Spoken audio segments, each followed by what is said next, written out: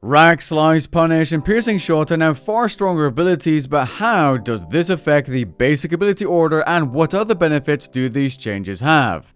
Let's talk about it, so whenever you're ready, grab your cup of tea, sit back, relax, and enjoy. If you like my Runescape content, don't forget to subscribe. Let's get started.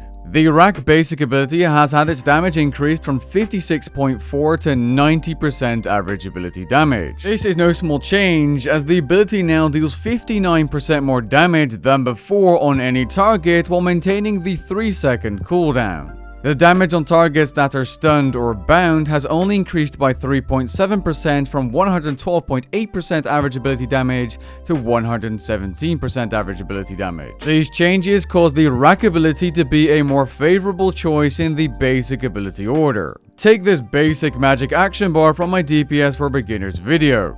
Based on your average ability damage, Wrack is now more powerful than both Chain and Impact, assuming you're attacking a single target. This means that Wrack is now going to be an ability you want to prioritize after using Combust before Chain and Impact. On a high-level action bar with abilities such as Corruption Blast and unlockable abilities such as Tuska's Wrath and Sacrifice, Wrack will now take the same place on your action bar following Combust. In this particular example, it would also remove the need of having Sacrifice in your action bar, as you already have 6 magic basic abilities other than your Corruption Blast ability. Now, if anything in this video seems confusing to you, be sure to check out my DPS rotations for beginners video linked in the description below. Now, it's worth noting that with the same update, both the regular and greater versions of Sonic Wave and Concentrated Blast now share a cooldown, so switching between these two styles for those abilities is no longer possible. The Piercing Shot basic ability, much like Wrack, has had its damage increased from 56.4% to 90% average ability damage. It's also no longer a single projectile ability and instead shoots 2.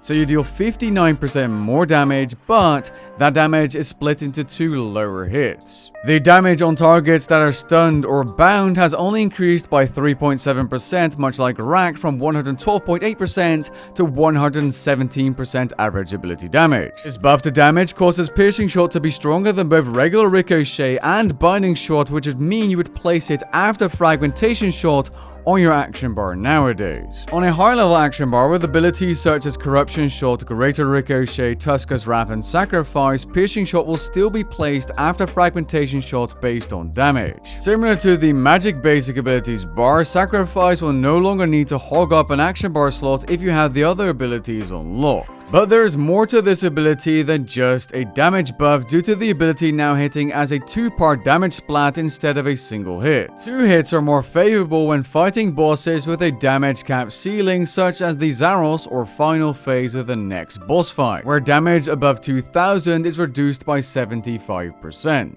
It's also beneficial for healing using the Soul Split Curse, as the 10% healing effect for damage dealt per hit starts to decrease from hits above 2000. Perhaps best of all is that multiple hits allow you to proc ammo or poison effects more easily, like Greater Ricochet does with the Chroming 4 perk.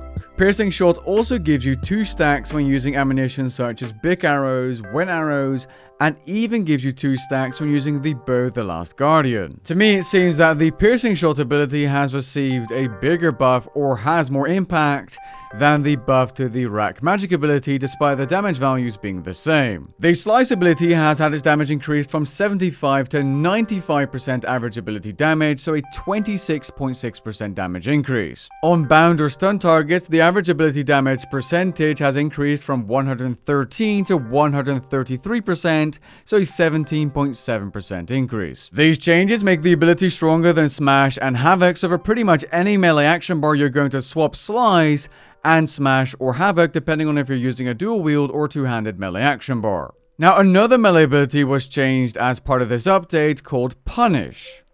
The Punish ability now deals 75% average ability damage instead of 56%, so nearly a 34% damage buff. That being said, the ability is still quite weak until your target is below 50% of their total health, as the ability then deals 2.5 times as much damage, so 187.5% average ability damage.